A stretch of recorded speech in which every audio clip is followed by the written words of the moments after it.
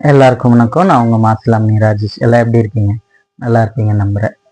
இன்னைக்கு எதை பற்றி பேசலாம் அப்படின்னு யோசிக்கும் பொழுது பழைய நினைவுகள் வந்து போச்சு. ஸ்கூல் டைம்ஸ்லலாம் எங்கள் ஸ்கூல்லலாம் திங்கக்கிழமை தேசிய கொடி ஏற்றின பிறகு உறுதிமொழி சொல்லணும். அப்போது இந்தியா எனது தாய்நாடு, இந்தியர் அனைவரும் சகோதர சகோதரிகள் அப்படின்னு சொல்லிட்டு ஒரு ஃபுல் பேராகிராஃப் சொல்லணும். இது இப்போ எனக்கு நினைவில் இல்லை, ஆனால் அது சொல்லணும் எல்லா திங்கக்கிழமையும். அப்போ அதுக்கான முழு அர்த்தம் எங்களுக்கு புரியல. ஒருவேளை இந்தியாவில் இருக்கவங்கெல்லாம் அக்கா தங்கச்சி போடுறது அப்படின்னு நாங்கள் நினச்சிட்டு இருப்போம் எங்கள் ஃப்ரெண்ட்ஸ் எல்லாம் பேசிக்கும் பொழுது. ஆனால் அதன் பிறகு தெரிஞ்ச ஒரு மெச்சூர்டு ஏஜுக்கு அப்புறம் இந்தியா அப்படிங்கிறது ஒரு துணை கண்டம். அதில் இத்தனை இனங்கள் இருக்குது, இத்தனை மதங்கள் இருக்குது, இத்தனை மொழிகள் இருக்குது, இவ்வளோ வளம் இருக்குது, உலகத்தில் இல்லாத பல விஷயங்கள் இந்தியாவில் இருக்குது அப்படிங்கிற ஒரு உண்மையை தெரிஞ்சுக்க வேண்டிய சூழ்நிலை ஏற்பட்டுச்சு. ஆனால் ஒரு ஏஜ் போகிறப்போ ஒரு சில நியூஸஸ்லாம் பார்க்கும்பொழுது முஸ்லீமோட கோயில்களை இடிச்சிடுறாங்க, கிறிஸ்டியன்ஸை அடிக்கிறாங்க, துன்புறுத்துறாங்க, கோயில் உள்ள பாம்பு வைக்கிறாங்க, திருப்பலி நிறைவேற்றிட்டு இருக்கும் போதே வெடி வச்சு கொண்டுட்டாங்க அப்படின்னு கேள்விப்படுறோம். ஜாதி சண்டை, மத சண்டை, இன சண்டை, மொழி சண்டை, ஏன் இதெல்லாம் வருது அப்படின்னு அதை யோசிக்கும் பொழுது நமக்கே ஒரு மாதிரி பதறுது. என்னடா ஏன் ஏன் இவ்வளோ ரத்த வெறியோட இருக்காங்க அப்படின்னு சொல்லிட்டு.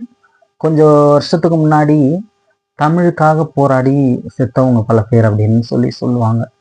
ஏன் ஏன் ஒரு மொழிக்காக எதுக்கு, ஏன் அவ்வளோ இம்பார்ட்டன்ட் கொடுக்குறாங்க ஒரு மொழிக்கு அப்படின்னு பார்க்குறப்போ, ஒரு மொழியை உயர்த்துறதுக்காக இன்னொரு மொழியை தாழ்த்துறாங்க. தேவையில்லாத ஒன்று. ஒரு மதத்தை உயர்த்துறதுக்காக இன்னொரு மதத்தை தாழ்த்துறாங்க. ஒரு சாதியை உயர்த்துறதுக்காக இன்னொரு சாதியை தாழ்த்துறாங்க. தேவையே இல்லாத ஒண்ணு.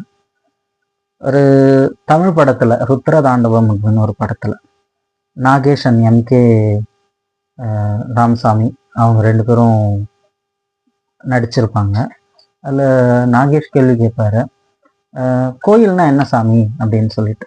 அதுக்கு எம்கே ராமசாமி சொல்லுவாங்க, இந்த கெட்டு போன உலகத்துல கெடாம ஒரு 40 சென்ட் இடத்த வாங்கி அந்த இடத்துல கோயிலை கட்டி அது உள்ள இந்த கெட்டு போன மனுஷங்களாம் நாம ஏன் கெட்டோம், அடுத்தவங்களை ஏன் கெடுக்கிறோம் அப்படின்னு சிந்திக்கிற இடம் தான் கோவில் அப்படின்னு சொல்லுவார்.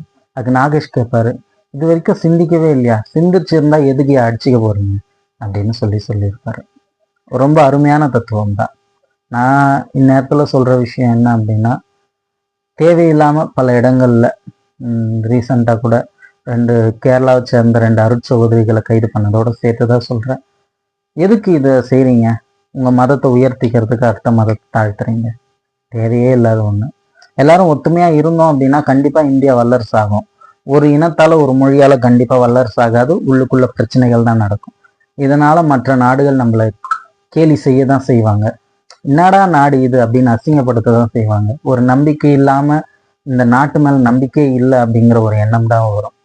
தயவு செஞ்சு எல்லாருக்கும் கேட்டுக்கிறது ஒண்ணுதான், நம்ம எல்லாரும் சகோதர சகோதரிகள்ங்கிறது உண்மைன்னா யாரும் தேவையில்லாம பேசாதீங்க. இது உங்களால முடிஞ்ச எல்லாருக்கும் இதை ஃபார்வர்ட் பண்ணுங்க, ஷேர் பண்ணுங்க. இதை பார்த்து ஒரு 2 பேர் மனம் மாறினா கூட சந்தோஷம்தான். எல்லா புகழும் இறைவனுக்கு. மேல இருந்து நம்மளை ஒருத்தர் பார்த்துட்டு இருக்காரு, அதை ஞாபகம் வச்சுக்கோங்க. நன்றி.